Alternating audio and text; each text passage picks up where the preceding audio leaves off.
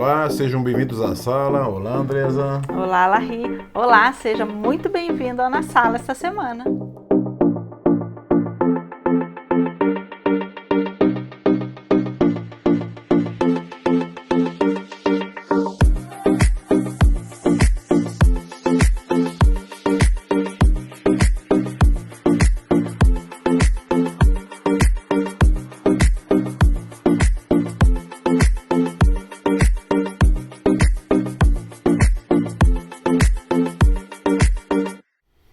Esse é o nosso encontro semanal e nós estamos aqui finalizando praticamente o livro de Gênesis, né? Hoje vamos concluir a história de Jacó e tá muito gostoso aqui. Hoje nós vamos ver as bênçãos que Jacó vai deixar aqui para os seus filhos e, por consequência, a sua descendência toda, né? Vamos lá então, fazendo uma recapitulação da semana passada. A gente viu ali, né, quando José vai lá ver o pai, ele é chamado porque o pai estava doente, não estava bem, ele vai lá, leva os seus filhos, e nós vimos quando Jacó diz para José que os filhos dele, Efraim e Manassés, seriam agora como filhos de Jacó, né? Ou seja, assim, José não seria conhecido pelos seus filhos Efraim e Manassés, mas pelos outros filhos que ele teria. E Jacó, sim, seria conhecido por esses filhos, e a gente sabe que esses filhos vão receber parte aqui na questão das tribos de Israel, né? Eles vão se tornar tribos de Israel, e a gente falou muito semana passada sobre a questão do respeito, da honra, né, Larry? Dos pais dos filhos com os pais, né? O quanto isso é importante, o quanto José mostrou muito isso pra gente aqui, né? Sem dúvida. Nós aprendemos bastante, espero que nós tenhamos aprendido, né, Andressa? Colocar em prática, né? Da importância de nós colocarmos em prática seus filhos obedecendo seus pais e seus pais também cuidando dos seus filhos, né?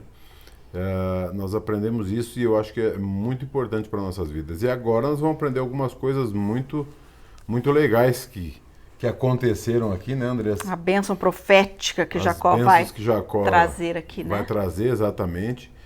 E assim, gente, havia uma espécie de uma genética espiritual, eu acho, por assim dizer, né? Porque os mais velhos, pelo aquele respeito que nós vimos e tudo isso que vinha acontecendo, agora ele vem e vai trazer isso para os seus filhos, sim, né? E vai um por um falando e derramando as suas bênçãos, as críticas e tudo mais na vida de cada um. Isso é muito bonito. Nós vamos aprender bastante coisa com isso, né? Isso aí. Vamos lá então? Vamos ler então, vamos lá, pegue a sua Bíblia, o seu caderno de anotação, vamos fazer junto aqui essa meditação nesse texto e aprender aqui com mais um pouco do que o Senhor deixou registrado para que nós soubéssemos, né? Vamos lá, Gênesis 49. Depois Jacó chamou os seus filhos e disse: ajunte-se, e eu lhes farei saber o que vai acontecer com vocês nos dias que virão. Olha que profundo isso, né? Pensa assim, te chamar e falar, vou te contar agora o que vai acontecer com você no futuro. Com todo mundo. Né? Por isso que esse texto aqui, que esse capítulo é chamado, né, a bênção profética que Jacó vai trazer aqui. E interessante, lá, antes dele começar a falar aqui sobre cada um dos filhos, é a gente saber que aqui Jacó vai englobar aqui as bênçãos, né? Nessas bênçãos ele engloba toda a história do povo de Israel, né? Ele vai falar ali desde da conquista, né, da terra prometida, ele fala da distribuição dessa terra, né? Então, por isso que a gente falou até semana passada o quanto era importante isso, né? Ele vai ali da conquista, da distribuição, fala de Jesus, né? E como é interessante, né, Andressa, que já havia acontecido lá atrás, né? Com o pai dele, né? Com os irmãos, trouxe, sabe, sempre o mesmo processo, né? E agora, essas bênçãos que ele vai... gente, é uma coisa muito interessante, Andressa. Realmente vem direto de Deus, né? Sim. Direto de Deus. Sim. Não é relatado conforme a conversa que ele teve com Deus, né? Mas ele vai falar exatamente o que vai acontecer com cada um deles. E é o único patriarca que a gente vai ver acontecendo aqui, né? Que teve a beleza, né, de no seu leito de morte poder falar da parte de Deus, né? Os outros, né, tanto Abraão como Isaac, eles não tiveram isso na hora da sua morte, né? E Jacó vai ter isso. Ele fala da parte de Deus, né? Por isso que todo esse texto aqui é tido como uma profecia, e a gente vai aqui meio que mesclando o que ele está falando com o que a gente já conhece da história que aconteceu, para que a gente vá entendendo como realmente isso era uma profecia da parte de Deus que estava acontecendo ali, né? Como Jacó, como a gente falou nos capítulos anteriores, tinha essa visão, né? Da promessa de Deus, daquilo que Deus já tinha dito lá para o seu avô Abraão, né? De tudo que Deus tinha dito ao seu pai, a ele, né? De tudo que aconteceu ao longo da sua vida, e como nesse momento da sua vida aqui, ele é um homem que age segundo o coração de Deus. Ele é um homem que age de acordo com a visão de Deus, como a gente falou na semana passada, né? Ele está conduzindo a sua família debaixo da visão que Deus deu para ele, lá em Betel, depois lá em Peniel, quando ele luta ali. Ele vai conduzindo aqui a sua família de acordo com aquilo que ele recebeu de Deus, né? Então não são assim apenas palavras de esperança para os seus filhos, são certeza daquilo que ele sabe que Deus está fazendo, né? Dos propósitos de Deus. Verdade, vamos lá. Vamos lá então. Então o texto começa assim, verso 2. Reúnam-se e ouçam, filhos de Jacó.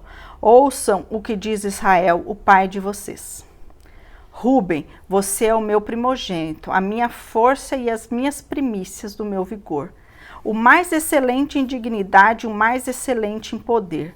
Impetuoso como a águia, você será o mais excelente, porque subiu ao leito do seu pai e o profanou, você profanou a minha cama. Olha como ele chega assim, né? A gente vai ver aqui que esses 3 primeiros filhos aqui são filhos que estão, na verdade, recebendo castigo por coisas que eles fizeram lá no passado, né? Tem um texto em Isaías que fala, né, que o pecado, em Números, perdão, que fala que o pecado ele encontra com a gente, né? E aqui a gente vai ver o pecado encontrando com esses 3 filhos aqui no que Jacó vai dizer a eles, né? Uma consequência daquilo que eles fizeram no passado. Sim, né? É isso aí. Uma consequência, porque assim, por mais que muitas vezes nós falamos de perdão, né, Andresa? Sempre a consequência daquilo que você faz vai existir, né? Não tem como não existir uma consequência, né? Deus perdoa hoje nós, por exemplo, claro que perdoa. Mas se você matou alguém, por exemplo, né? Deus vai te perdoar. Deus vai te perdoar. Mas você tem a consequência. As leis vão pedir e vão fazer com que você cumpra de acordo com aquilo que está regido nas leis. Tanto é fato isso que aqui Jacó não está apenas falando com cada um dos seus filhos, Sim. mas com aquilo que vai ficar das suas descendências, né? Essa característica do que os filhos fizeram, cabeça dessas tribos, vai se refletir na postura de toda a sua descendência. Então a gente tem que entender aqui que o nosso pecado, ele não afeta só a gente, né? Mas aqueles que estão próximos ali, né? Próximos, né? Porque o Rúben aí, ele perdeu... Né? Por causa da atitude dele, ele perdeu maravilhas, né? Ele era o primogênito. Né? O texto fala aqui, né, que ele tinha muitas vantagens ali, né? O vigor físico, né?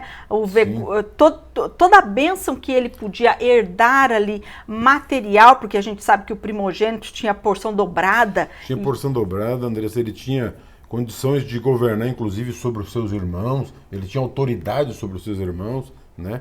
Além de ter a herança dobrada, ele tinha autoridade sobre os seus irmãos, né? Ele tinha mais dignidade, ele tinha poder sobre a família, né? Era realmente coisas assim, nessa época eram coisas maravilhosas, né? E a gente vê Rúben perder isso por causa da sua devassidão moral, né? Exatamente. O que ele faz com o pai, se deitando com a concubina de Jacó, Bila, né? Ele perde tudo isso por causa do seu pecado, por causa desse seu caráter imoral que ele tem, né? Rúben é um homem que não tem domínio próprio, ele não tem domínio sobre os seus sentimentos, né? Como que é interessante, né? Um homem que era primogênito, sabia tudo que podia ter, né? E fazer esse tipo de bobagem, né? Como o inimigo trabalha no meio das pessoas, no meio das famílias, né? Ele, mesmo tendo tudo, passa a não ter nada por atitudes que ele toma por um desejo, né? Por um desejo. Então, realmente, nós temos que Fala aprender conosco muito também, com isso. né? Embora nós não somos israelitas, não somos judeus, mas fala de características do ser humano. Sim, isso sim. fala conosco também, né? Quantas vezes nós podemos agir como Rubem, temos tudo e por causa da nossa vontade, da nossa falta de domínio próprio, perdemos. E né? tu sabe, Andressa, que de uma certa forma a gente vê, né? A gente até condena, mas a atitude que ele teve, por exemplo, com José lá, ele tinha um coração bom. Não é que ele não tinha um coração bom. Quantas vezes a gente vê isso, né? Uma pessoa com um coração bom e tal, né? Nós temos aí nas famílias, tudo que a gente vê isso. Pessoa com um coração maravilhoso, mas ela moralmente é uma pessoa fraca. Você vê que Jacó fala coisas muito boas aqui a respeito dele, sim. né? Da força, da excelência, um homem impetuoso, né? Um homem, mas assim, se essas características não forem limitadas dentro daquilo que Deus quer, né? Não tiverem o equilíbrio da vontade de Deus, de como Deus quer que a gente haja, essas características boas, né, coisas boas que a gente tem pode nos levar para o buraco. E uma coisa interessante dessa aqui é que a tribo dele toda herdou isso dele. Toda herdou a tribo essa dele, moral, essa fraqueza moral aí, sabe?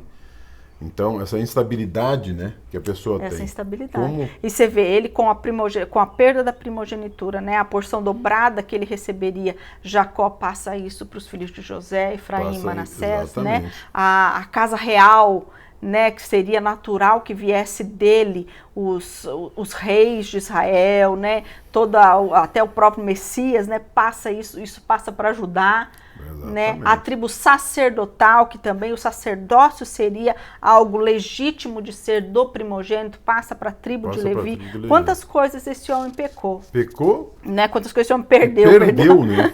Por causa do pecado, né? Exatamente. Então a gente vê assim que Rubem era um homem totalmente sem domínio próprio. Quantas vezes a gente também acha assim, ele era fora dos limites, né? A sua ganância, as suas vontades falaram mais alto do que quem ele era, né? Era um homem governado pelos seus impulsos. Exatamente. Né? Várias atitudes que a gente viu dele no decorrer do texto, ali no decorrer da história, né?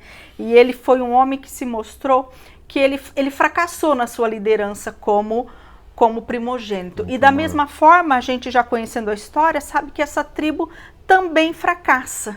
Né? A gente vai ver lá depois no livro de Juízes, quando Débora fala lá da tribo de Rubem, que era uma tribo que ela não ia à frente, não resolvia as coisas. Sabe quando você tem, assim, diante de uma guerra, você precisa tomar uma resolução, uma coisa...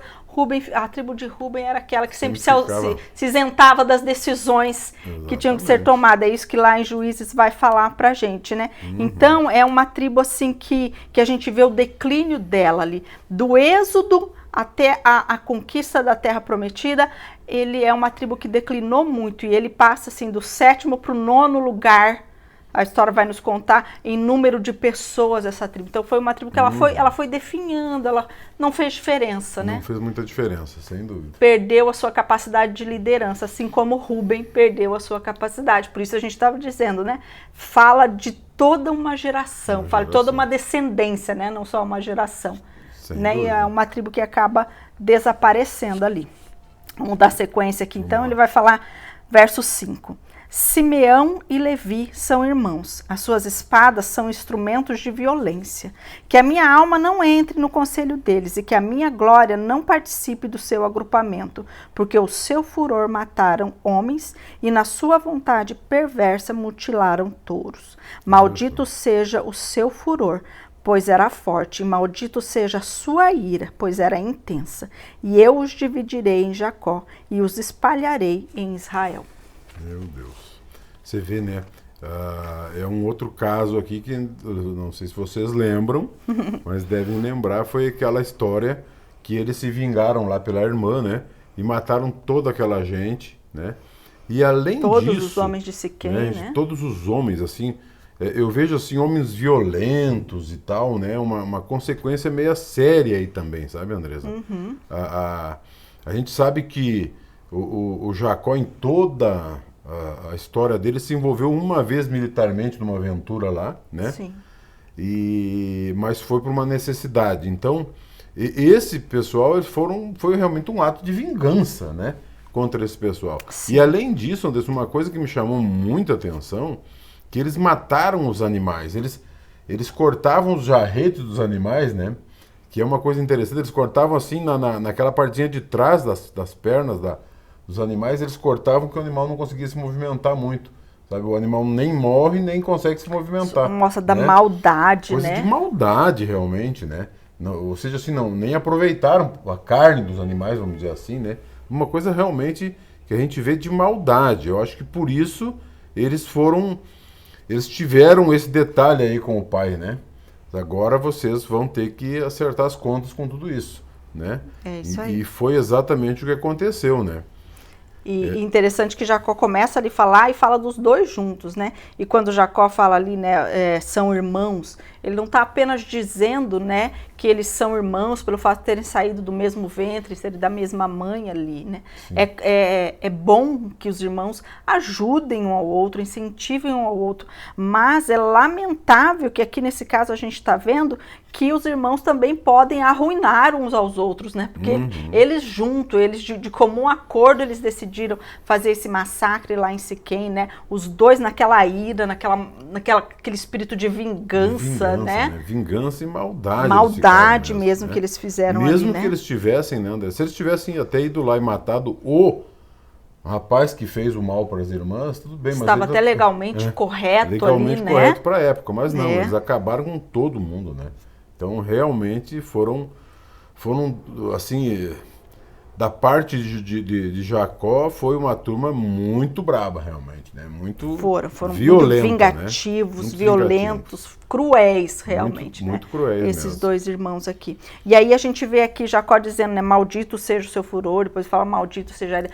A gente precisa entender que Jacó não está amaldiçoando esses dois filhos aqui, Sim. né? Jacó está falando que maldito é o furor, é a ira, né? Não há uma maldição do pai sobre esses dois filhos. Exatamente. E fala aqui que eles vão ser divididos, né? Jacó fala que eles vão ser divididos aqui. E a gente sabe que eles são divididos ali, eles vão ser espalhados ali, que eles não têm terra dentro de Canaã, né? Dentro do território de Canaã ali. Então, muita coisa acontece ali. Os descendentes de Simeão, eles acabam sendo absorvidos pela tribo de Judá.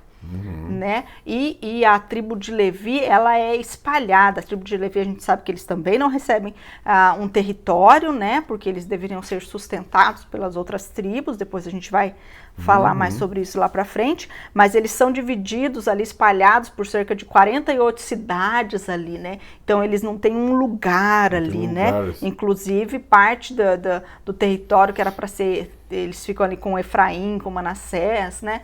Então a gente vai vendo como Deus vai agindo na história aqui, e o que me fala muito é de como Jacó estava em unidade com Deus, né? Como Jacó estava assim, em comunhão com Deus, né? Porque tudo que ele vai falando aqui, a gente vai vendo que são coisas que realmente aconteceram, né? Então não era algo de um pai dizendo para os filhos, era algo de Deus que Jacó está fazendo, né? Foi bom você falar, porque assim, eu entendo exatamente isso. Eu entendo que Deus falando com ele, através dele, né? Porque não era um sentimento de pai, porque o pai sempre, queira ou não queira, ele é o perdoar, ele perdoa na hora, aquela coisa toda. E não é uma questão, como você disse, né, de maldição, uma questão de tiveram uma consequência daquilo que fizeram, né? E prosseguiram, as suas tribos foram andando e tudo mais, e nós vamos ver no decorrer da história tantas coisas até com eles, como você mesmo falou. E até a gente pode até pensar, né, tá, mas como que isso pode ser bênção, né? A gente falou que esse capítulo aqui fala das bênçãos proféticas de Jacó para os seus filhos ali. Mas se nós olharmos pela ótica de Deus, Deus pega e tira, basicamente, do seu povo, né? Porque vocês vão ver que são tribos que elas acabam deixando de existir ali, que não tem muita participação. Então, é bênção sim, porque Deus tira essas características ruins, maldosas, né, violentas até, para não estar fazendo parte do seu povo ali, né? Então, é bênção. Até aquilo que a gente, assim, no primeiro olhar, acha que não é. É bênção sim, né? E aí, pela graça de Deus, né? Pela misericórdia de Deus sobre as nossas vidas, né? Deus ainda pega tudo aquilo de ruim que a gente faz às vezes e transforma aquela maldição, aquela coisa ruim em bênção na nossa vida. Porque ele faz da tribo de Levi a tribo sacerdotal, né? É dessa tribo ali que vão sair os levitas, que são os responsáveis pelo culto, né? Os responsáveis ali pelo tabernáculo, pelos sacrifícios do templo, né? É dessa tribo que saem os sacerdotes, né? A gente vai ver saindo dessa tribo aí Moisés, Arão, Finéias, Eli, né? Quanta gente ali, né? E no Novo Testamento nós temos ali João Batista, que era da tribo de Levi, né? Então, assim, Deus na sua infinita misericórdia, né? Não, mais uma vez a Bíblia está nos mostrando que não é pelo que nós fazemos, não é por quem nós somos, né? É por causa da graça de Deus. É a misericórdia de Deus sobre as nossas vidas mesmo, sem né? dúvida. Vamos lá. Aí agora nós vamos entrar aqui, então, vamos falar de Judá. Se a gente prestar atenção nesse capítulo aqui, 40% dos versículos aqui é destinado agora às bênçãos para Judá e Benjamim. Né? Como Deus... para Judá e Benjamim, não, é separado para José e Benjamim. Né? Então a gente vai vendo como ele vai separando aqui, dali a pouco vai ter versículos vários aqui só para José e Benjamim. Vamos ver então o que Judá disse para Jacó. Sim. O que Jacó disse para Judá, né, gente? Eu confundo tanto esses nomes. Vamos lá. Judá, os seus irmãos o louvarão. A sua mão estará sobre o pescoço dos seus inimigos. Os filhos do seu pai se inclinarão diante de você. Judá é um leãozinho. Da presa você subiu, meu filho. Ele se agacha e se deita como leão. E como a leoa, quem o despertará? O cetro não se afastará de Judá, nem o bastão sairá de entre os seus pés, até que venha Siló. E a ele obedecerão os povos. Ele amarrará o seu jumentinho à vide, e o filho da sua jumenta à videira mais excelente. Lavará as suas roupas no vinho e a sua capa com sangue de uvas. Os seus olhos serão cintilantes de vinho e os seus dentes serão brancos como o azeite. Que maravilha, né? Aqui eu vejo também, Andressa, só para a gente entender, aqui a gente sabe que de Judá vem a descendência de Davi, né? Então, o que ele está falando aqui, de que os irmãos louvarão e que se curvarão e tal, né? Porque muitos reis também foram constituídos através de Judá. Os grandes reis saem dessa tribo, né? Saem dessa tribo, né? Então, esse fato deles se curvarem, etc, tal, está mostrando e dizendo que exatamente o que aconteceu aí, né? Mas eu vejo assim o Judá também como uma forma de arrependimento, né? Ele é um menino de atitude, né? Você sabe? É aquilo que a gente vem falando, né, Larry, que o arrependimento, ele tem genuíno, ele produz uma mudança total de comportamento da gente, né? A gente viu aqui Jacó falando dele aqui, né, dizendo tantas coisas boas dele, mas a gente não pode se esquecer, Judá cometeu, assim, pecados muito, muito perigosos, né? Ele foi aquele que conduziu, né, os irmãos para vender José. Depois ele vai e ele se mistura com o povo cananeu, ele se casa com uma cananeia, ele comete incesto com a sua nora, né? A gente vê ele fazendo coisas bastante erradas, graves, né? Mas a gente vê o arrependimento em Judá. A gente viu ali, e esse arrependimento não é um arrependimento só de lábios, um arrependimento de atitude. A gente viu quando José arma toda aquela situação, né, para que eles tinham que voltar para Canaã e trazer o irmão mais novo para que eles pudessem comprar mais mantimento, e quando o pai não quer deixar que eles levem Benjamim, Judá se coloca como fiador, né? Como seguro ali, olha, eu vou trazer o Benjamim de volta, né? Ele se põe ali nessa condição diante do pai, né? Aquele que vendeu o irmão, aquele que misturou a família, aquele que fez tantas coisas erradas, né? E depois, quando eles retornam pro Egito, e que José arma aquela situação do roubo da sua taça, do seu copo, e que então Benjamim teria que ficar como escravo no Egito, ele se coloca mais uma vez no lugar desse irmão, né? Ele se coloca para ficar como escravo ali. Então a gente vê a mudança de atitude do Judá, né? Isso é um arrependimento genuíno. Exatamente. Por isso a gente vai ver a prosperidade dessa tribo, né? A gente vai ver que ele governa os seus irmãos, né? Ali já na vinda da família para o Egito, a gente já viu que ele era um líder ali, né? E viveu ali como um líder e conduz isso. Deus designa Judá como um líder ali, né? Exatamente. E a gente vai ver vir deles também grandes reis, né? Josafá, Ezequias, Josias, Jerobabel, tantas, né? E o nosso rei Jesus, né? E o nosso rei Jesus. Mas eu vejo assim que toda essa passagem, o 11, o 12, é um sinal de prosperidade, de abundância, né? Sabe, tudo de coisas boas realmente que aconteceram, né? Com ele, né? E com a tribo toda dele, né? Por esse motivo, eu vejo muito assim, sabe, Andressa? Essa mudança de atitude, ele fez, ele passou, mas ele teve uma grande mudança de atitude. Eu acho muito foi um arrependimento genuíno mesmo. E né? isso é prova do arrependimento dele, né? E a gente sabe que lá na frente, quando Israel é dividido, Reino do Norte, Reino do Sul, a tribo que vai prevalecer, né? Todo Israel do Norte é destruído, exterminado, e Israel do Sul permanece. E Israel do Sul era quem? Era Judá e Benjamim. Né? Então, a gente vai vendo como um arrependimento genuíno, ele transforma, né, Larry? Ele traz coisas assim que vai mudar, que muda a nossa vida. Outra coisa interessante que eu vi ali, Larry, quando ele está falando sobre Judá, é que ele fala até que venha Siló. E há teólogos que falam que essa é uma das frases mais enigmáticas do livro de Gênesis ali, né? Entender o que é isso, até que venha Siló. Siló foi o nome dado à cidade onde a Arca da Aliança ficou até os tempos de Samuel. E essa palavra, esse nome, ele pode significar descanso ou o doador de descanso. E há uma tradução aramaica mais antiga que fala que até que venha Siló, ela é traduzida como até que venha o Messias. Então aqui a gente está vendo a terceira e última vez que o Gênesis vai falar sobre o Messias, que vai profetizar sobre o Messias aqui. Então, só a título de curiosidades aqui, Larry, para a gente entender um pouquinho, a primeira profecia sobre Jesus no livro de Gênesis foi lá em Gênesis 3, quando Deus fala com Adão e Eva, né?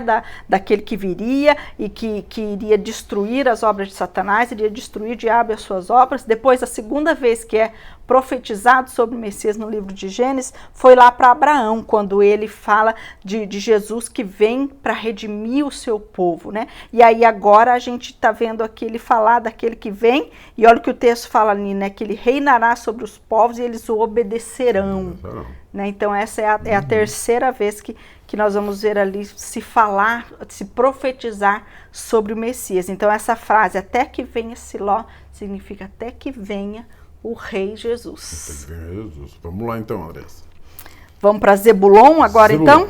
Zebulon vai ser aqui o próximo filho que ele vai falar. Verso 13, para você acompanhar aí com a gente.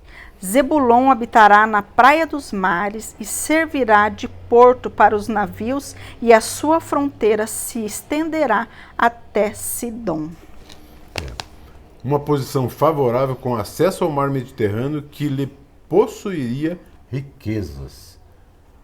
Essa é a tradução para onde está indo a tribo de Zebulon. E é nesse lugar que eles vão ficar, né? Eles vão ser ali muito conhecidos ali no comércio, né? Eles vão estar numa região. Acesso de todos os lados, muito bom.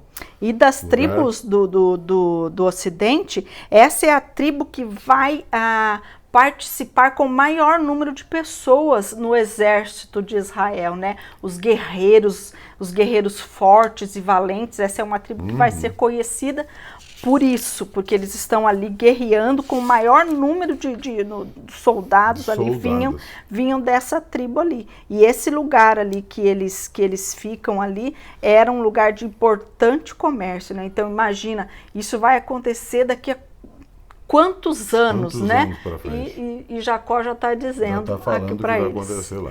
Exatamente. Vamos lá então? Vamos Próximo, Isacar, então. Dá tempo de falar mais um? Dá tempo. Então vamos lá, Isacar. Isacar é jumento de ossos fortes, deitado entre os rebanhos de ovelhas. Viu que o repouso era bom e que a terra era deliciosa. Baixou os ombros à carga e sujeitou-se ao trabalho escravo. Ui, que forte isso aqui, né? Forte. Olha o que ele está dizendo aqui, né? Então, essa tribo, ela é... Você vai ver que muitas vezes essa tribo ela não foi considerada. No livro de Juízes, ela não entra ali. Lá em Crônicas, ela não entra na genealogia também.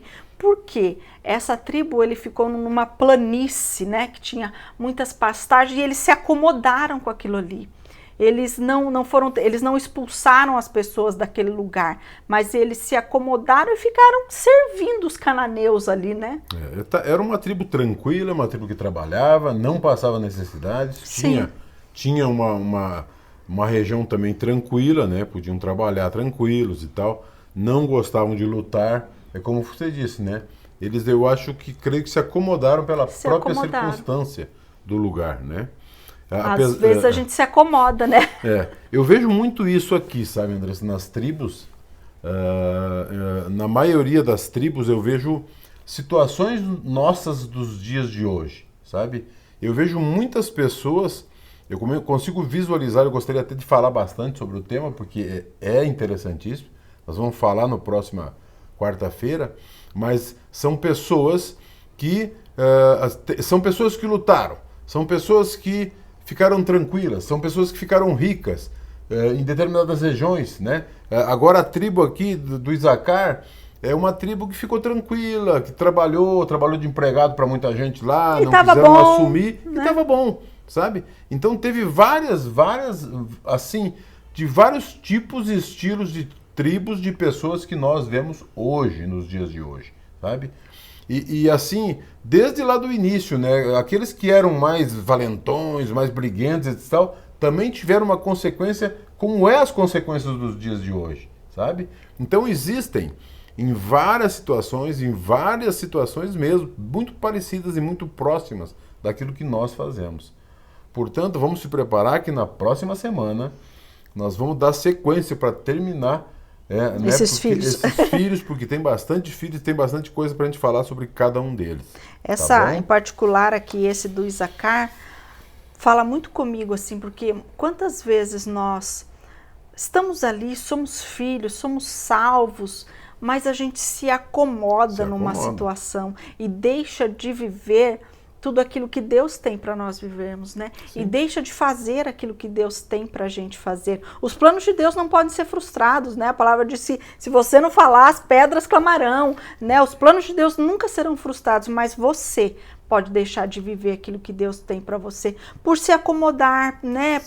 Por não querer sair da sua zona de conforto, não querer enfrentar situações difíceis às vezes, né? Entrar numa batalha, não é confortável, muitas vezes não é gostoso, mas muitas vezes é necessário.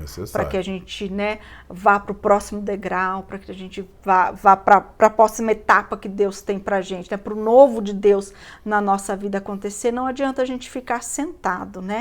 A gente não está falando de salvação, do seu amor por Deus, nada disso, mas de como você tem vivido, como nós temos vivido a nossa vida, né? Será que a gente tem sido acomodado? Será que a gente não tem feito diferença como a tribo de Rúben? Como, né? Ou a gente tem sido aquela tribo que guerreia, que está lá, né? Aquele povo que briga pelas coisas do Senhor. E com isso eu não estou falando de você ir para a internet e discutir, gente, por favor. Eu estou falando de você, sabe? E nem lutar em guerras, né, André? Querer ser diferente, né? Fazer diferente, buscar aquilo que Deus tem para você, né? Ser alguém com que você se espelhe, né? Exatamente. Alguém que Deus vai poder usar, alguém que Deus vê em você características, né? Olha e vê em você características de um filho que vai fazer a diferença onde você estiver, né? Não é uma pessoa simplesmente afetada pelo meio, mas que afeta o meio onde está. É verdade. Né? Muito bom. Que bom ter vocês aqui. Que bom a gente poder estar aprendendo cada dia mais, né, Andressa? Vamos orar, a gente feche os seus olhos. que cada um de nós possa entender os seus propósitos, Senhor Deus. Obrigado, meu Pai. Obrigado, Pai querido, por esse momento. Sim, obrigado Jesus porque querido. O Senhor tem nos ensinado, Pai querido, os caminhos que devemos seguir. Amém, Prepara, Senhor Deus. Prepara aqueles que o Senhor quer que lute. Prepara aqueles que o Senhor quer até que fiquem tranquilos também. Eu sei que o Senhor tem propósito na vida de cada um de nós. Senhor. Que o Senhor esteja dando essa estrutura, essa direção, esse entendimento, essa sabedoria, Pai. A capacidade de nós podermos entender cada dia mais os seus propósitos para nós e para as nossas vidas. Amém. Que o Senhor esteja à frente, Pai. Que todos tenham um resto de semana abençoado, Senhor Deus. Que venham dias abençoados pelo Senhor. E que o Senhor nos capacite cada dia mais. Amém, nós te Senhor. agradecemos e pedimos a tua bênção em nome do nosso Senhor Jesus. Amém. Amém. Senhor, amém. Vem para a sala, gente. Esperamos você na semana que vem. Deus te abençoe. Vem para a sala.